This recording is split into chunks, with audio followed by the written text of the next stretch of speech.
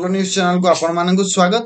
तेबे आज आम गोटे एमती गोटे टॉपिक ऊपर डिसाइड करबा जोटा को आपण जानिबा निहाती दरकार एवं सेटा हला आपनको यूनिफॉर्म रेट जो रेम्युनरेशन पई कि आपनकर जो माने की ऑफिसर्स माने किबा सिविल एम्प्लॉइज किबा पुलिस पर्सनल भी हुंतु जो माने कि इलेक्शन ड्यूटी रे एई वर्ष 2024 मसिया रे कि जो लेजिस्लेटिव असेंबली किबा लोकसभा जनरल इलेक्शन रे जो माने भी पार्टिसिपेट करछुनी तांको जो यूनिफॉर्म रेट रे मिलिबार अछि तो ता ऊपर हम डिस्कशन करबा। ओके, तो चलतु देखा एथिरे कि कौन से कहूची। ओके, तो एटी कौन अछि ना एटी जेमति लिखा है ऑर्डर रे कि आपण to attend the training session पई कि भी अटेंड करिया पई कि किबा आपण पोलिंग ड्यूटी पोलिंग डे आ काउंटिंग डे ए तीन सब दिन पई कि आपणकर ये एटी जो लिखा है सब दिन पई कि आपणकर एटी फिक्स करा जायछि रेट। ओके, तो फास्ट देखियो रेम्युनरेशन फॉर सिविल और सेंट्रल जो गवर्नमेंट एम्प्लॉइज पई कि तो एटी हम देखिया जदि आपण प्रिजाइडिंग ऑफिसर किबा काउंटिंग सुपरवाइजर पढिछन ताले आपणकर 350 टंका पर डे पडिछि। ଆପଣ ଯଦି ପୋଲିଂ ଅଫିସର କିମ୍ବା କାଉଣ୍ଟିଂ ଆସିଷ୍ଟାଣ୍ଟ ଅଛନ୍ତି ତାହେଲେ ଆପଣଙ୍କ 250 ଟଙ୍କା ପର ଡେ ପଡିଛି। ଆଉ ଆପଣ ଯଦି ଗ୍ରୁପ ବି ଏମ୍ପ୍ଲୟି ଯେମିତି ପିଅନ ବଗେରା ଅଛନ୍ତି ତାହେଲେ ଆପଣ 200 ଟଙ୍କା ପର ଡେ। ଜର୍ନାଲ ମାଜିଷ୍ଟ୍ରେଟ ଯଦି ଆପଣଙ୍କର 1500 ଟଙ୍କା ଲମସମ।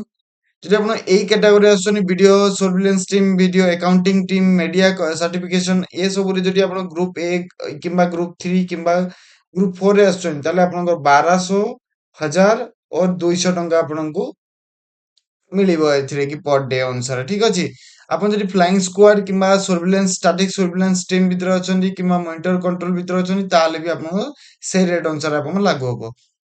आपण जदि इनकम टैक्स इंस्पेक्टर हिसाब रे आपण जदि ड्यूटी पडिछि ताले आपणकर 1200 टका लमसम हिसाब रे आपणकर लागू होबो।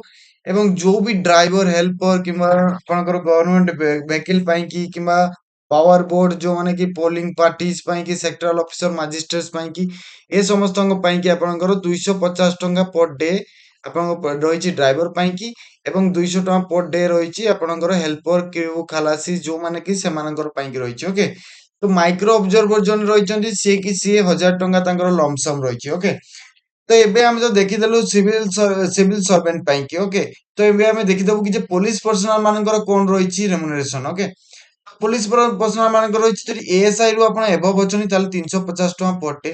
जब आप कनेस्टेबल अच्छी आप 250 टका पर डे। जब आप फॉरेस्ट गार्ड अच्छी आप 250 टका पर डे। आप होम गार्ड अच्छा आप 200 टका पर डे।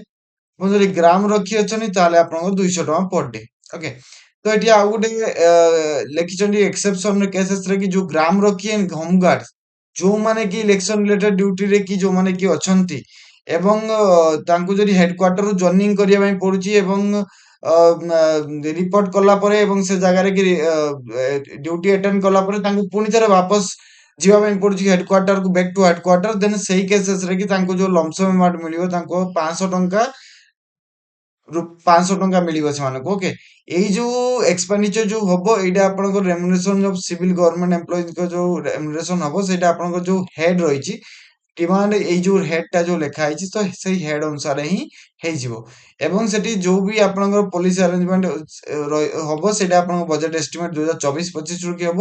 ଏଇଟା ଆପଣଙ୍କର ଏତେ ଇମ୍ପୋର୍ଟାଣ୍ଟ ନାହିଁ କିନ୍ତୁ ଆପଣ ଯଦି ଏଇ ଇଲେକ୍ସନରେ ପାର୍ଟିସିପେଟ କରୁଛନ୍ତି ତାହେଲେ ଆପଣଙ୍କୁ ବହୁତ ବହୁତ ମୁବାରକ ଏବଂ ଆପଣ ଆମେ ଏକ୍ସପେକ୍ଟ କରୁଛୁ କି ଯେ ଆପଣ ଯୋଉ ବି ଇଲେକ୍ସନରେ ପାର୍ଟିସିପେଟ କରୁଛନ୍ତି ଫେୟାର ଆଣ୍ଡ ट्रांसपेरेंट वे रे करंतु एवं आपणकर रेम्युनरेशन आपण पाइबार हकदार अछंती एवं आपण सेति पय कि आपण रेम्युनरेशन पाइबे। ओके, तो एटा रहिला आपणकर फुल आपणकर जो रेम्युनरेशन रो यूनिफॉर्म रेट टा। तो आशा करछु कि जे आपनको ऑलरेडी वीडियो रे कि मु ऑलरेडी बतै सारछि सब दिन। तो जदि भल लागिला आपनको ताले सब्सक्राइब जरूर करंतु एवं लाइक कमेंट एंड शेयर भी करंतु। ओके।